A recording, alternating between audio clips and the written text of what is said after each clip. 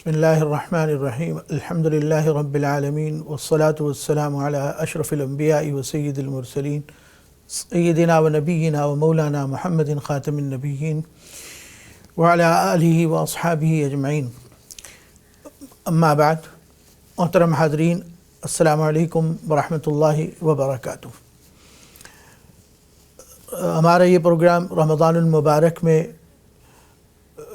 نبی کریم سرور عالم صلی اللہ علیہ وسلم کی سنتوں کو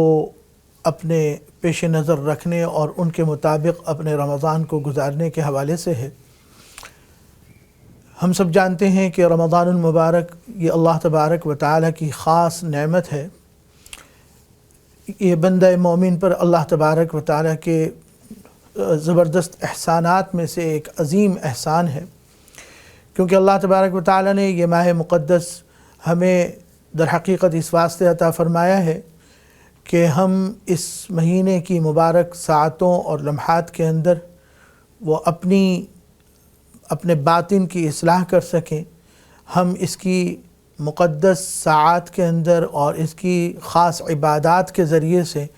ہم اللہ تبارک و تعالی کی رحمت کا اپنے آپ کو مستحق بنا سکیں.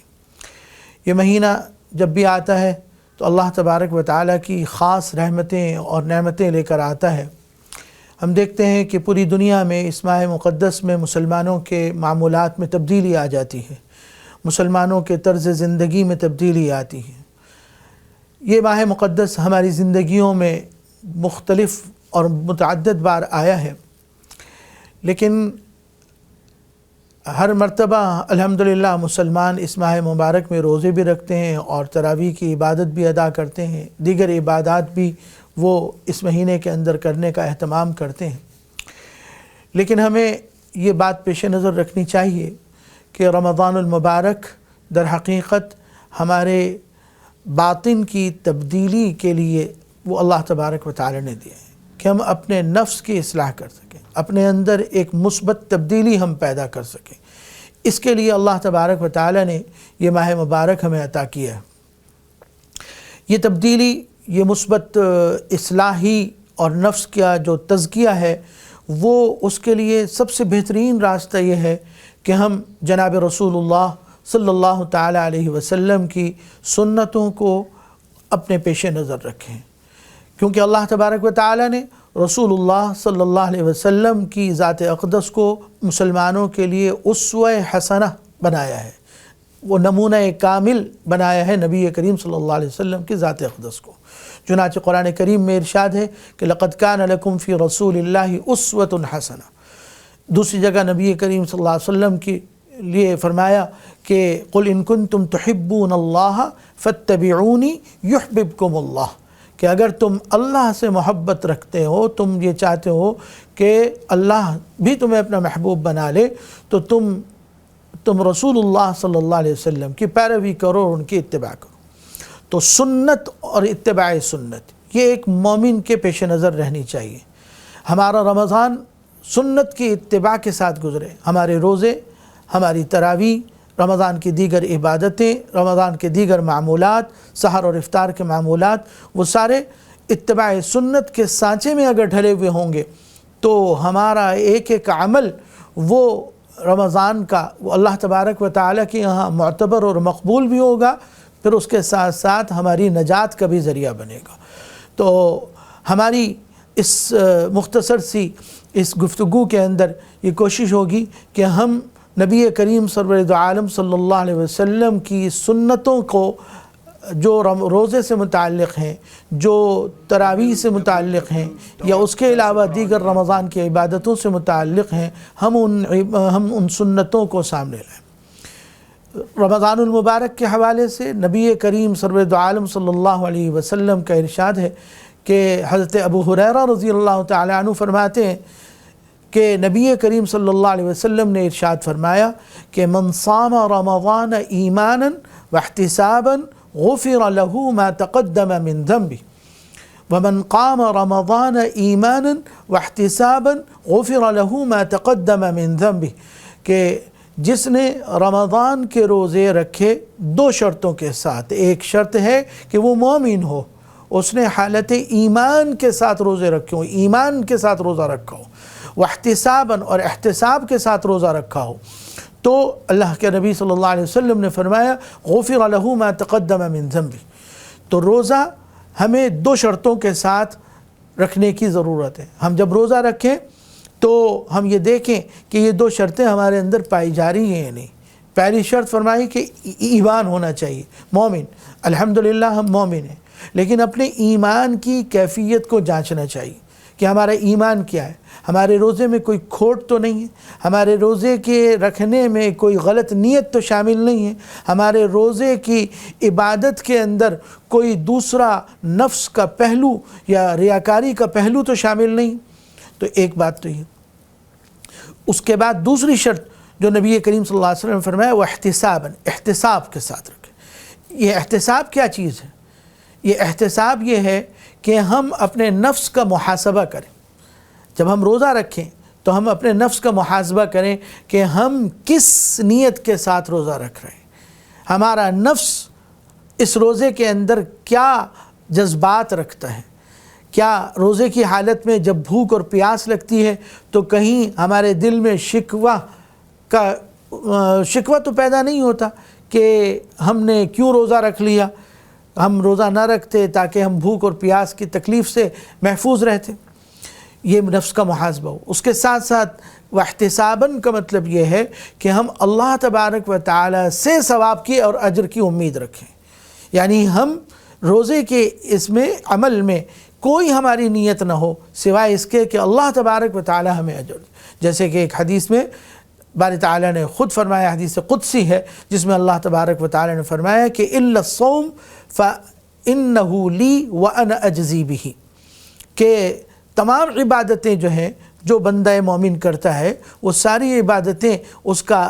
ثواب اور اس کا اجر دیا جاتا ہے اور اللہ تعالیٰ نے اس کا اجر مقرر کیا ہوا ہے۔ لیکن روزے کے متعلق فرمایا کہ روزہ ایک ایسا عمل ہے کہ وہ خالصتاً میرے لیے، دیگر عبادتوں میں ریاکاری کا امکان ہوتا ہے، لیکن روزے کے متعلق فرمایا کہ فإنه لی، وہ خالص میرے لیے ہوتا ہے، وأنا اجزی بہ، اور روزے کی جزا اور بدلہ اور اجر وہ بھی میں ہی عطا کرتا ہوں، یعنی میں اپنے خاص فضل سے روزے دار کو روزہ کا ثواب اور اجر عطا کرتا ہوں۔ تو ہمیں نبی کریم صلی اللہ علیہ وسلم کی یہ حدیث ہمیں یہ تعلیم دے رہی ہے کہ ہم جب روزہ رکھیں رمضان کے اندر تو ہم اپنے نفس کا محاسبہ بھی کریں، ہم اللہ سے اس اجر کی امید بھی رکھیں اور ایمان اور احتساب کے ساتھ ہو۔ پھر علماء نے فرمایا کہ عبادت کی قبولیت کے 3 پہلو ہیں، یہ 3 چیزیں اگر پائی جائیں تو انشاءاللہ جو بھی عمل کیا جائے گا، جو بھی عبادت کی جائے گی، وہ اللہ تبارک و تعالیٰ کی ہاں مقبول ہوگی۔ نمبر 1 وہ عبادت سے پہلے ہے کہ نیت کی درستگی ہونی چاہیے، خالص اللہ تبارک و تعالیٰ کی رضا اس عمل سے مقصود ہو، دکھاوا مقصود نہ ہو، نام و نمود مقصود نہ ہو، کسی سے ثواب، کسی سے شاباش لینا مقصود نہ ہو، کسی سے تعریف کروانا مقصود نہ ہو، کوئی دوسری اور نیت نہ ہو، محض اللہ تبارک و تعالیٰ کا حکم پورا کرنے اور اللہ کے سے اجر اور ثواب کے لیے، اللہ کے رضا کے لیے عمل کیا جائے، یہ عمل سے پہلے ہے۔ پھر دوسری شرط جو ہے، دوسرا پہلو وہ اس میں قبولیت کا، وہ اس وقت پیدا ہوگا جو عمل کے دوران ہوتا ہے، کہ عمل وہ سنت کے مطابق ہو، جو عمل بھی کیا جا رہا ہے وہ رسول اللہ صلی اللہ علیہ وسلم کی سنت کے مطابق اگر ہوگا تو وہ عمل عند اللہ مقبول ہوگا۔ کوئی آدمی اگر نماز پڑھے لیکن سنت کے خلاف پڑھے تو وہ نماز بھی مقبول نہیں۔ کوئی آدمی اگر روزہ رکھے لیکن سنت کے مطابق روزہ نہ رکھے، اس میں وقت کے اعتبار سے بھی سنت کی رعایت ہو، اس میں دیگر تمام کاموں کے اعتبار سے بھی سنت کی رعایت ہو، جیسے کہ رسول اللہ صلی اللہ علیہ وسلم نے فرمایا کہ بہت سے روزے دار ایسے ہیں کہ ان کو روزے میں سوائے بھوک اور پیاس کے کچھ حاصل نہیں ہوتا۔ وہ بھوک بھی برداشت کر رہا ہے دن بھر کی، وہ پیاس بھی برداشت کر رہا ہے، لیکن چونکہ روزے کے اندر وہ ان چیزوں سے نہیں بچا جو روزے کو خراب کرنے والی چیزیں ہیں، تو اس نے اس روزے کا ثواب اور اجر ضائع کر دیا۔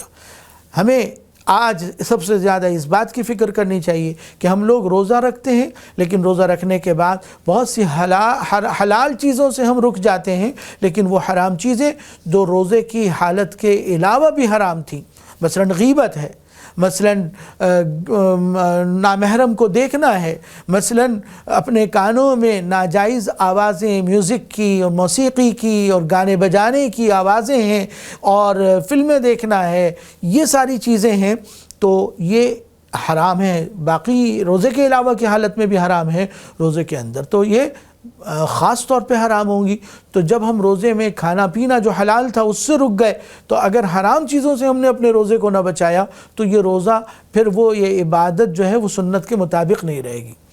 اور جب عبادت سنت کے مطابق نہیں ہوتی تو پھر عبادت میں قبولیت کا پہلو نکل جاتا ہے. تو قبولیت کا دوسرا پہلو ہے کہ ہم اپنے روزے کو خراب کرنے والی چیزوں سے بچیں. غیبت سے اپنے کانوں کو بچائیں روزے کی حالت میں. ہم ناجائز کے دیکھنے، نامحرم کے دیکھنے، حرام چیز کے سننے سے اپنے کانوں اور اپنی نگاہوں کو محفوظ رکھیں. حرام کمانے سے اپنے آپ کو محفوظ رکھیں. زبان کو حرام بولنے سے ہم محفوظ رکھیں. روزے کی حالت میں ہم کسی کو گالی دیں، کسی کو برا بھلا کہیں، بہتان لگائیں، الزام تراشی کریں، یہ ساری چیزیں وہ ہیں جو ہمارے روزے کو خراب کرنے والی ہیں اور روزے کو سنت سے ہٹانے والی ہیں. تو ہم اپنے روزے کو سنت کے مطابق بنائیں تو اس سے روزے کے اندر قبولیت کا دوسرا پہلو پیدا ہوگا. اور تیسرا پہلو یہ ہے کہ روزہ رکھنے کے بعد دل کے اندر کوئی بڑائی پیدا نہ ہو، گھمنڈ پیدا نہ ہو کہ ہم نے روزہ رکھ کے کوئی بڑا کام کیا ہے یا اللہ تبارک و تعالیٰ پر احسان کیا ہے، بلکہ عبادت کے بعد اللہ تبارک و تعالیٰ کا شکر ادا کریں اور استغفار کریں. شکر اس کے اوپر کہ اللہ نے ہمیں عبادت کی توفیق عطا فرمائی. دوسرا استغفار اس پر کہ نہ جانے اس عبادت کے اندر ہم سے کوئی کوتاہی ہو گئی یا اس کی کے حقوق میں کو پورا کرنے میں ہم نے کوئی کمی کی تو اس کمی اور کوتاہی کے اوپر استغفار کیا جائے. یہ تین پہلو جب آ جاتے ہیں، عمل سے پہلے نیت کی درستگی، پھر عمل کو سنت کے مطابق کرنا اور عمل کو خراب کرنے والی چیزوں سے بچنا، پھر عمل کے بعد اللہ تبارک و تعالیٰ کا شکر اور استغفار، یہ تین عمل جب کر لیے جائیں تو وہ عبادت اللہ تبارک و تعالیٰ کے ہاں معتبر اور مقبول بھی ہوتی ہے اور انشاءاللہ ہم سب کے لیے ذخیرہ آخرت اور نجات کا ذریعہ بنے گی. حق تعالیٰ جل شانہ ہمیں اس طریقے سے سنت کے مطابق رمضان المبارک کے ان مقدس ایام کے اندر روزہ رکھنے کی توفیق عطا فرمائے. وآخر دعوانا ان الحمدللہ رب العالمین.